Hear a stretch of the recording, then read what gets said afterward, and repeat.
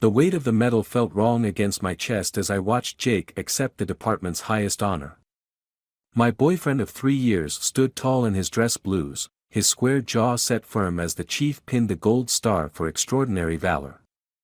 The crowd erupted in applause, but I noticed the slight tremor in Jake's hands, something only a journalist's trained eye, or perhaps a girlfriend's intuition, would catch. Firefighter Jake Morrison demonstrated exceptional courage and dedication, the chief's voice boomed through the station's event hall. By entering and fully engulfed structure multiple times, he saved 3 members of the Henderson family from certain death. I gripped my notepad tighter, remembering how I'd gotten the call at 3 a.m. that night. The apartment complex fire had been one of the worst our city had seen in decades. As both Jake's girlfriend and the Tribune's lead crime reporter, I'd spent countless nights covering similar stories. But this one was different. This one had changed him. The ceremony concluded with handshakes and photos, proud families gathering around their heroes. I watched as a striking woman in her early 30s approached Jake. Even from across the room, I could see the intensity in her eyes as she spoke to him. Her hand lingered on his arm a moment too long, and something in my chest tightened. "That's Laura Henderson," whispered Amy, another firefighter's wife. "The one Jake saved. Her husband and youngest didn't make it." I nodded, trying to ignore the knot forming in my stomach. The way Jake looked at her, it was different. There was an intimacy in their shared gaze that made me feel like an intruder in my own relationship. Later that night, as Jake showered, I found myself doing something I'd never imagined, going through his jacket pockets. My fingers closed around a folded piece of paper, and my heart stopped. The handwriting was elegant, feminine. "Jake, words cannot express my gratitude. You didn't just save my life that night, you gave me a reason to keep living. You understand the darkness in a way no one else does. Thank you for being there, for listening. For everything. Laura."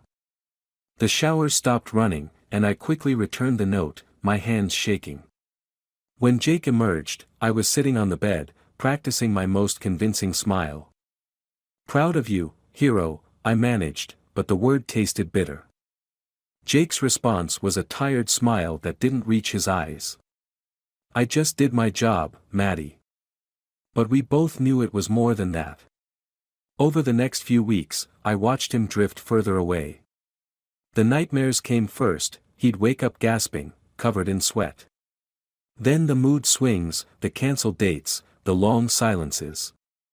I told myself it was PTSD, tried to be understanding. Until I saw his phone light up one night with a text from Laura, "Can't sleep. Need to talk."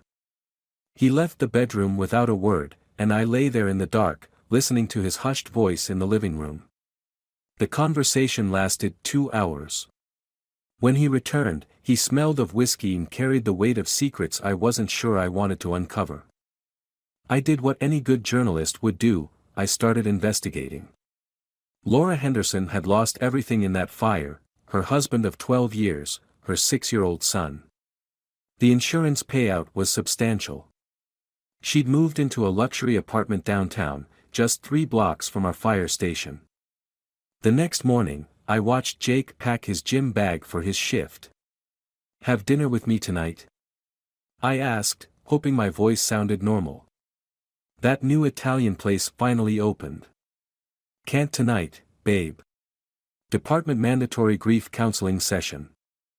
The lie slid off his tongue so easily it almost impressed me. I'd already checked the department schedule, there was no counseling session. As he kissed my cheek goodbye, I made my decision. Tonight, I would attend the weekly support group meeting at the community center, the one where grieving families of fire victims gathered. The one where, according to my sources, Laura Henderson had become a regular. Sometimes being a good journalist means following your instincts. Sometimes being a good girlfriend means the same thing. But as I grabbed my car keys, I wondered which role I was really playing, and whether I was ready for the answers I might find. The community center's fluorescent lights cast harsh shadows across faces marked by grief. I lingered in the doorway, my press badge safely tucked away in my purse, watching as people filtered into the circle of metal chairs. Each face told a story of loss, the kind of stories I usually captured in neat paragraphs for the morning edition. But tonight, I wasn't here as a journalist.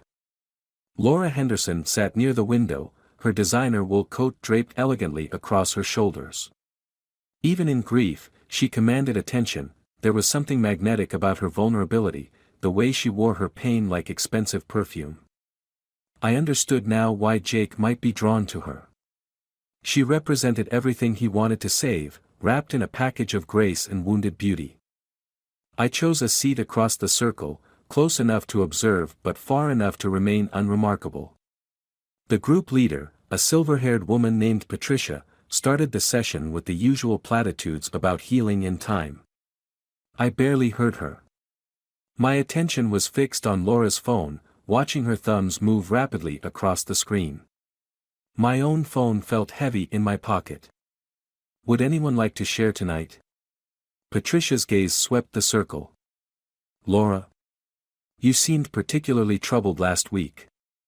Laura looked up, slipping her phone into her bag. The movement was smooth, practiced. Actually, yes. Her voice carried the kind of refined pain that makes people lean forward. The nightmares are getting worse. I keep seeing them, my husband, my little boy. But in these dreams, someone could have saved them. Someone should have saved them. The accusation in her words hit me like a physical blow. Jake had told me about that night countless times, how the structure was collapsing, how he'd had to make impossible choices. He'd carried Laura out last, the flames nearly catching them both. By then, the building was beyond saving. I've been talking to one of the firefighters, Laura continued, and my heart rate doubled. He understands the guilt. The weight of survival. A middle-aged man across the circle nodded. The rescuers, they carry their own burdens. My wife's nurse still sends us Christmas cards. Sometimes I think she needs the connection more than we do. Laura's laugh was soft, bitter. Yes, they do need it, don't they? The heroes. They need to know they made a difference, that they're still making a difference. Even if it means crossing lines that shouldn't be crossed. My journalist's instincts blazed.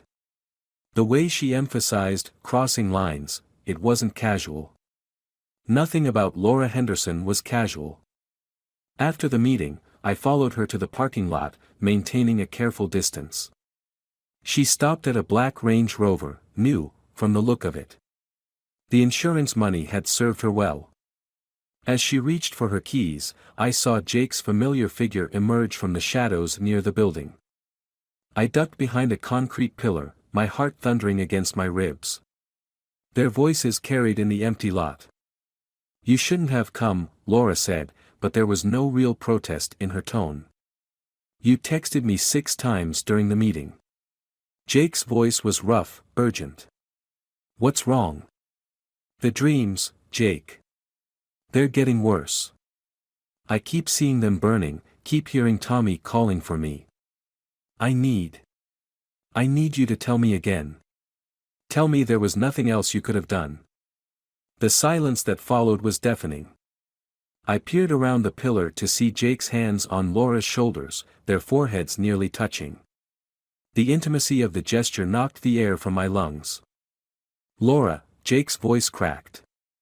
You have to stop this. We have to stop this. Stop what? Her laugh was sharp enough to cut. Stop being the only 2 people who understand what happened that night. Stop being the only one who truly knows you, Jake. The only one who sees past the hero worship to the guilt eating you alive. That's not fair. But he didn't step back. Didn't remove his hands. Fair. The word seemed to break something in her. Was it fair that you chose to save me instead of my son? Was it fair that you made that choice for all of us? I pressed my hand against my mouth, stifling a gasp. This wasn't in any of the official reports. Jake had never mentioned making a choice. He'd said the fire had made the choice for him. I hear them at the station, Laura continued, her voice dropping to a whisper that I strained to catch. They talk about your mettle, your bravery. They don't know what we know. They don't know what really happened in that hallway. Jake's response was too quiet to hear, but I watched as he pulled Laura into an embrace. They stood there, wrapped in shadows and secrets, while my world tilted on its axis. Every instinct told me to confront them, to demand answers. But the reporter in me knew better. This wasn't the whole story, not yet. As I drove home, my hands white-knuckled on the steering wheel, I made two decisions. First, I would request the complete fire investigation report first thing tomorrow. And second, I would say nothing to Jake about tonight. Let him come home with his lies and his guilt. Let him kiss me with lips that had whispered God knows what to Laura Henderson. Sometimes the best revenge isn't a swift strike. Sometimes it's the patient accumulation of evidence, the careful construction of a truth that will burn everything in its path. After all, I'm a journalist. And this story was just beginning to catch fire. Sleep eluded me that night, replaced by an endless replay of shadows dancing in a parking lot, of hands that shouldn't have touched, of secrets wrapped in grief's dark clothing. The bed beside me was empty, Jake had taken an extra shift, or so he claimed. The hollow space where he should have been felt like a physical representation of the void growing between us, expanding with each carefully crafted lie. Morning found me at my desk at the Tribune, staring at the fire investigation report I'd convinced records to expedite. The official narrative lay before me in sterile black and white, but between the lines, I sensed a deeper story struggling to emerge. Like any good reporter, I'd learned to read the spaces between words, the careful omissions that often spoke louder than the facts themselves. "You look like you're hunting ghosts," my brother Mark said, appearing at my desk with coffee. As the paper's senior crime photographer, he'd seen his share of tragedy's aftermath. "Want to tell me what's really going on?" I studied him over the rim of my cup, weighing my options. Mark had always been my compass when emotional storms threatened to pull me off course. But speaking the words would make them real, would transform suspicion into an undeniable reality I wasn't sure I was ready to face. "What do you remember about the Henderson fire?" I finally asked, keeping my voice neutral. Mark's expression shifted, professional distance giving way to something darker. "Bad one. Building was a death trap, renovations had compromised the fire walls. I got there just as they were bringing out the survivors." He paused, something flickering behind his eyes. Jake was different after that night. We all saw it. Different how? Like a man carrying something heavier than survivor's guilt. Mark pulled up a chair, his voice dropping. "Look, I didn't want to say anything because of you and Jake, but some of my photos from that night, they didn't make sense." My journalist's pulse quickened. "What do you mean?" "The timeline. According to the report, Jake found Laura Henderson last, barely got her out before the building went. But I have shots of her outside while they were still fighting the fire. She was trying to go back in, screaming about her son. 2 firefighters were holding her back." The coffee turned to acid in my stomach. "Show me." Mark hesitated. "Maddie, whatever you're digging into, are you sure you want to know?" "Please," I whispered, the word carrying the weight of everything I couldn't express. He pulled up the photos on his laptop, and suddenly I was there, smoke cutting through floodlights, chaos frozen in high resolution. Laura Henderson, her face contorted in primal anguish, straining against the arms that held her. And in the background, partially obscured by smoke, a figure in turnout gear emerging from the building. "That's Jake," Mark confirmed softly. This was taken at 2:47 a.m. According to the report, he didn't find Laura until 3:12 a.m. 25 minutes. 25 minutes of discrepancy in which a 6-year-old boy had died, and a story had been crafted to hide what? "There's something else," Mark said, scrolling through more images. "These are from the department ceremony last month. Watch Laura." The photos tracked her throughout the event, and I saw it now, the way she moved through the crowd with purpose, not the dazed wandering of a grieving widow. In every shot, her gaze found Jake with laser precision. But it wasn't the look of a woman bound by gratitude. It was something harder, something that spoke of power and knowledge and carefully laid plans. She's hunting him, I breathed, the realization crystallizing. But why? What really happened that night? Mark closed his laptop, his expression grave. Maybe the better question is, what are you going to do about it? I leaned back, feeling the familiar calm that comes with having a story firmly in your grasp. The reporter in me knew exactly what to do next: follow the evidence, verify sources, build an airtight narrative. But the woman in me, the one who had spent 3 years building a life with Jake, wanted something different. Something that couldn't be captured in column inches or fact-checked quotes. I'm going to let them think they're safe, I said, surprised by the steel in my voice. I'm going to watch, and wait, and gather every piece of this puzzle. And then I'm going to give Laura Henderson exactly what she wants, the truth about that night. But not just her truth. Everyone's truth. Front page, above the fold, the kind of story that burns everything it touches. Mark studied me for a long moment.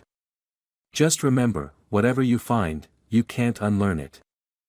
I thought of Jake's empty side of the bed, of Laura's perfectly timed vulnerability, of a little boy's unanswered calls for help. Some things, I said quietly, deserve to be learned. No matter how much they hurt. As Mark left, I turned back to the fire report, seeing it with new eyes. 25 minutes of undocumented time. A grieving widow who moved like a predator. And somewhere in between, a truth that had turned my heroic firefighter into a man who couldn't meet his own reflection. I opened a new document and began to type: working theory, the Henderson fire, what really happened. Sometimes the most dangerous stories are the ones we tell ourselves. I was done with comfortable lies. It was time to burn them all down, no matter who got caught in the flames. The truth reveals itself in layers, like skin peeling away after a burn. Each revelation brings its own particular pain, its own shade of betrayal. I spent 3 days immersed in financial records, tracking the subtle arithmetic of guilt through bank statements and transaction logs. The numbers told their own story, one of carefully concealed payments and manufactured coincidences that felt like slaps across my face. $5,000 transferred from Jake's personal account to Laura Henderson's 2 weeks after the fire. 3 more payments followed, each precisely timed to coincide with his overtime shifts. The money formed a trail of breadcrumbs leading straight to the heart of whatever darkness they shared.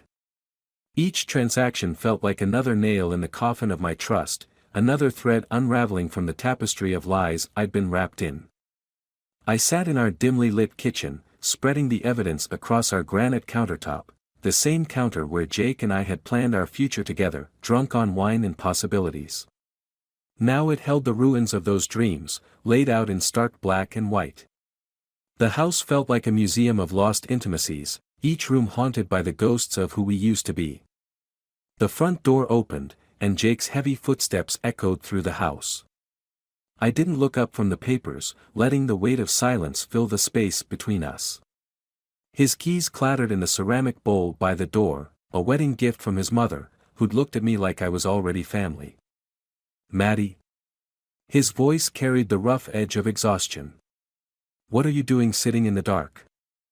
I traced my finger along the edge of a bank statement, feeling the paper's sharp corner against my skin. "Tell me about the money, Jake." The silence that followed was deafening. I finally looked up, watching as various emotions warred across his face: surprise, fear, anger, and something deeper, more primal. Recognition, perhaps. The knowledge that carefully constructed facades were about to crumble. "What money?" He attempted casualness, but his voice cracked on the second word. $5,000. That's what a child's life is worth these days. The words tasted like ash in my mouth. Or was that just the down payment on your guilt? Jake moved into the kitchen, his firefighter's grace suddenly gone, replaced by something heavier, more uncertain. You don't understand. Then make me understand. I pushed the bank statements toward him, watching as his eyes skimmed the damning evidence. Help me understand why my fiancé is secretly paying thousands of dollars to a widow he supposedly just met. Help me understand the 25-minute gap in the fire report. Help me understand why Laura Henderson looks at you not with gratitude, but with ownership. His face drained of color at the mention of the time discrepancy. You've been investigating me? I'm a journalist, Jake. Did you really think I wouldn't notice? That I wouldn't dig deeper when the story stopped making sense? I stood, needing to be at eye level for what came next. What happened in those 25 minutes? He sank into a kitchen chair, suddenly looking older, diminished. I made a choice, he whispered. The kind of choice they don't prepare you for in training. What choice? I found Tommy first. He was conscious, scared but alive. I started carrying him out, but then I heard Laura screaming from the other end of the hall. His hands began to shake. The building was going. Protocol says you take the sure save, get out while you can. But Laura, she saw me. Saw Tommy in my arms. She was trapped behind a fallen beam, the flames getting closer. My heart pounded so hard I could barely hear his next words. She begged me. Not to save her, to save Tommy. To get him out first. But I knew if I didn't take her right then, she would die. The hallway was about to flash over. Tommy was small, hidden in a relatively safe pocket. I thought. I believed I could come back. The pieces clicked into place with terrible clarity. You chose to save her first. Against protocol. Against her own wishes. You chose the adult over the child. I went back, Jake's voice broke. The second I got her out, I went back. But the hallway, it was gone. Everything was gone. And the money? A bitter laugh escaped him. Her idea. Said if I really wanted to atone, I could help her start over. Small price to pay, she said, for buying my heroism with her son's life. I felt the shift inside me, like tectonic plates realigning. This was worse than an affair, more devastating than simple betrayal. This was the anatomy of a hero's fall, the precise mechanism by which good men become hollow. Does the department know about the choice you made? No one knows. His eyes met mine, pleading. Maddie, you can't, this would destroy everything. Not just me, the whole department's reputation. The public's trust. I gathered the papers with steady hands, each movement deliberate and final. You're right about one thing, Jake. I don't understand. I don't understand how you live with this. How you accept medals and accolades while carrying this truth. How you let me love a lie.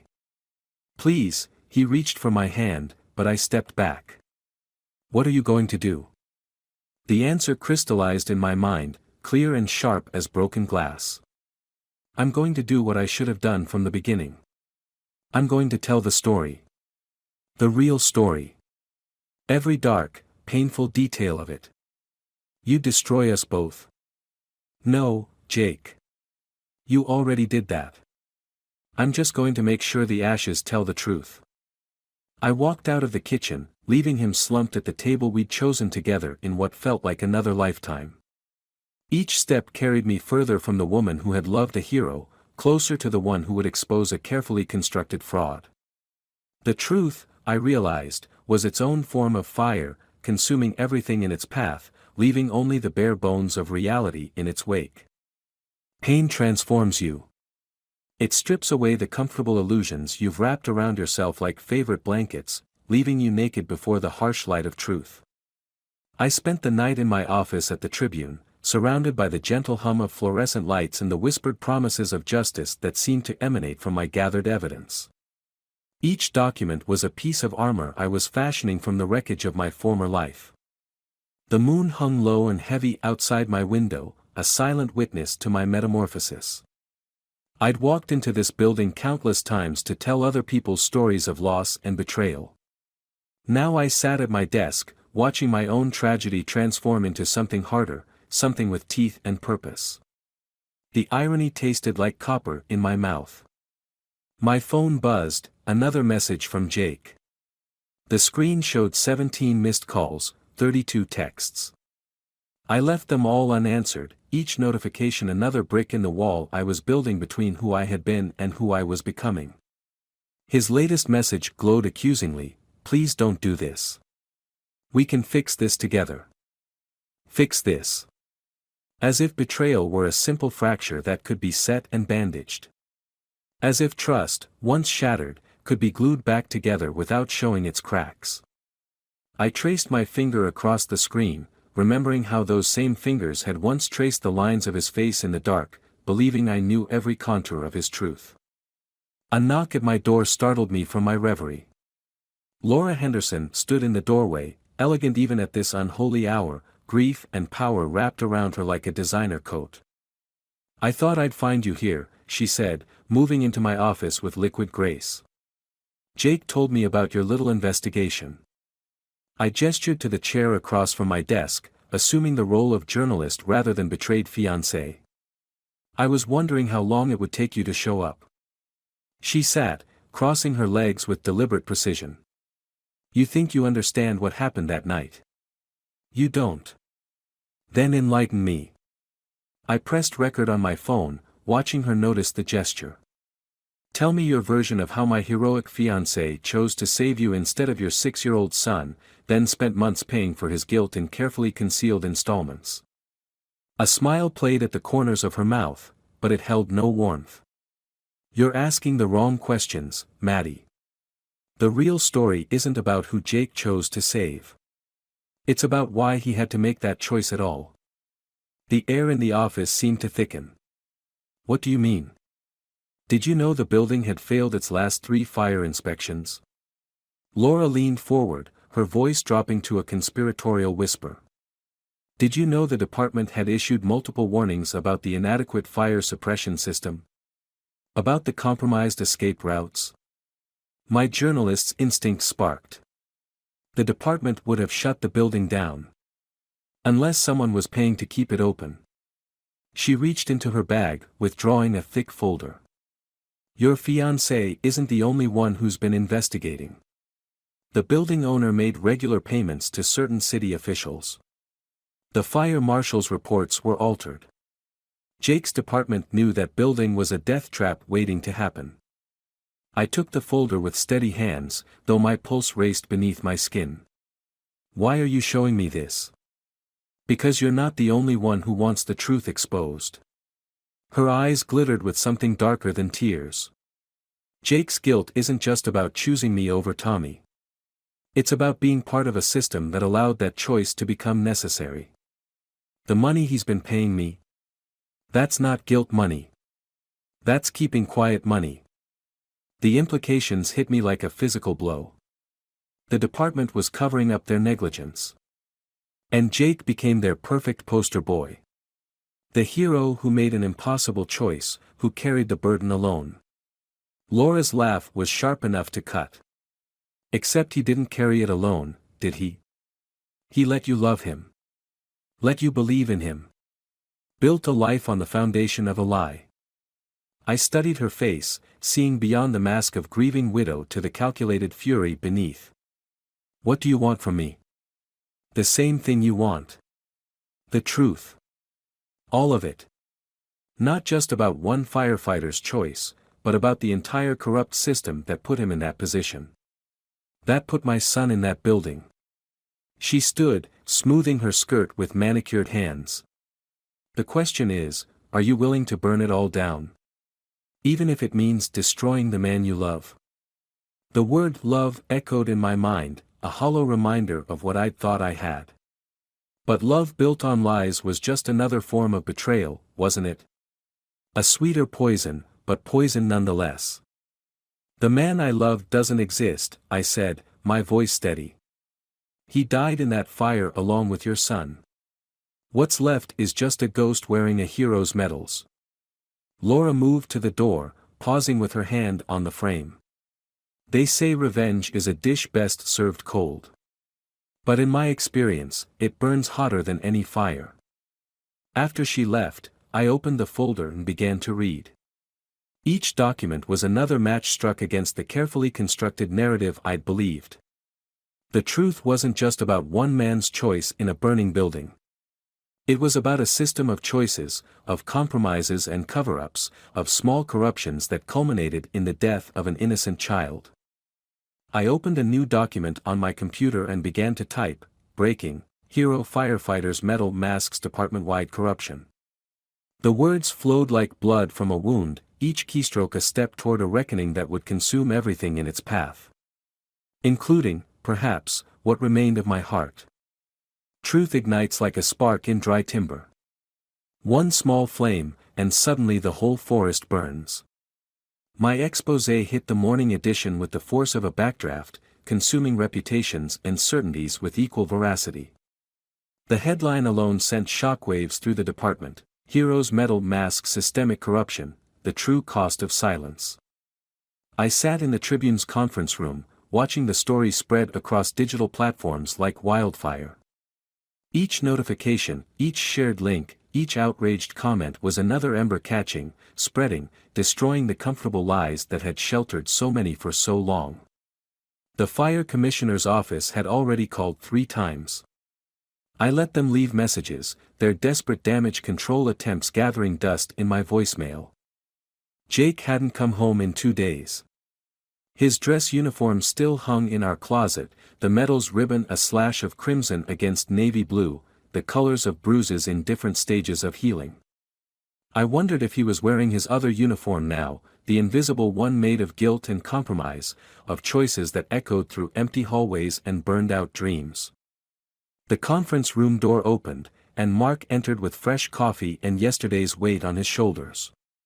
Internal Affairs just opened an investigation.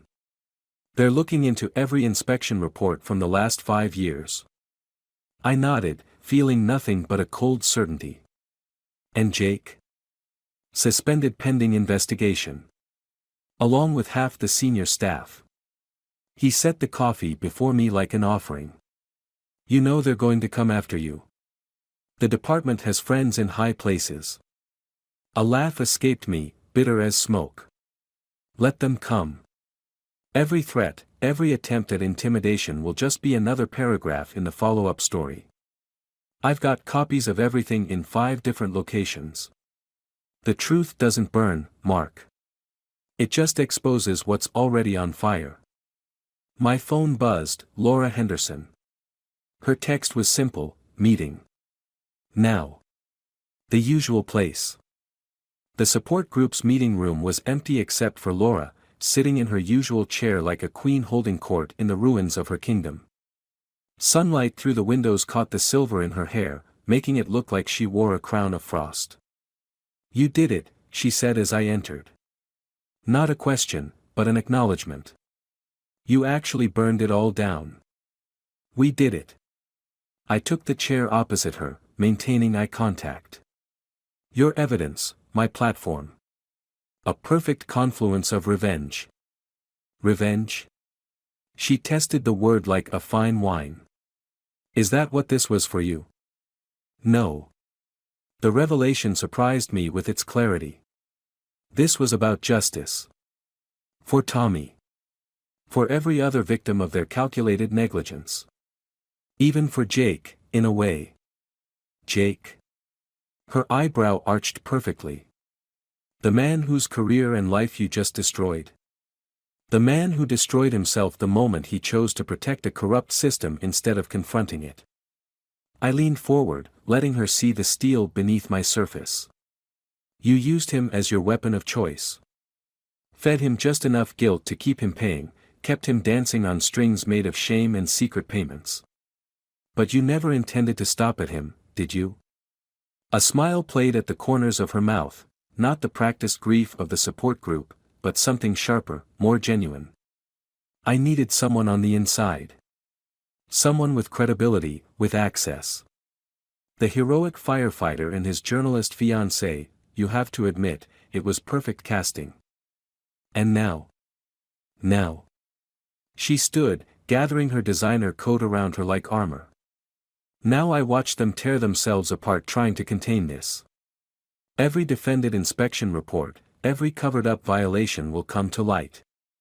The entire system will burn from the inside out. And Tommy? I asked softly, watching her pause at the door. Something flickered across her face, a genuine crack in her perfect veneer. Tommy was worth more than their compromises, their cover-ups, their convenient hero narratives. He deserved better than to be a footnote in their negligence. After she left, I sat alone in the empty room, feeling the weight of everything that had changed. The woman who had loved Jake Morrison, who had believed in heroes and happy endings, was gone, transformed in the crucible of truth into someone harder, clearer, more purposeful. My phone buzzed again. Jake's name on the screen, but this time with a voicemail. His voice, when I played it, was raw with a recognition I had never heard before. You were right. About everything. I thought I was protecting people by keeping the system's secrets.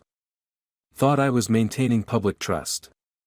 But all I did was betray the one person who trusted me most. The story, it's going to change everything. Maybe that's what we needed all along. Maybe that's what I needed. I saved the message, knowing it would be valuable for the follow-up article.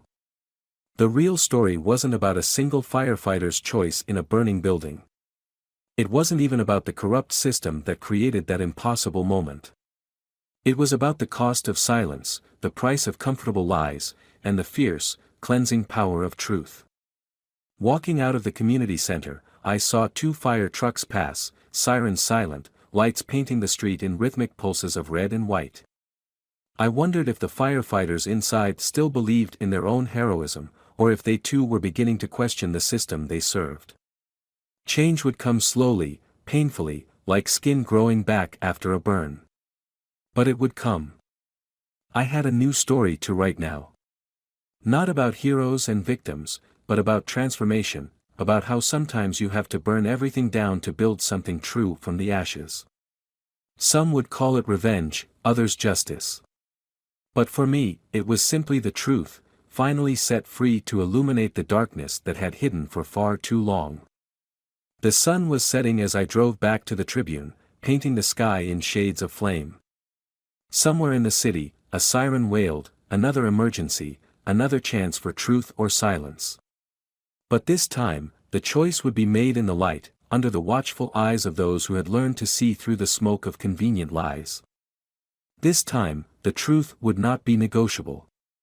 This time, it would burn bright enough to light the way forward, no matter how dark the path might seem.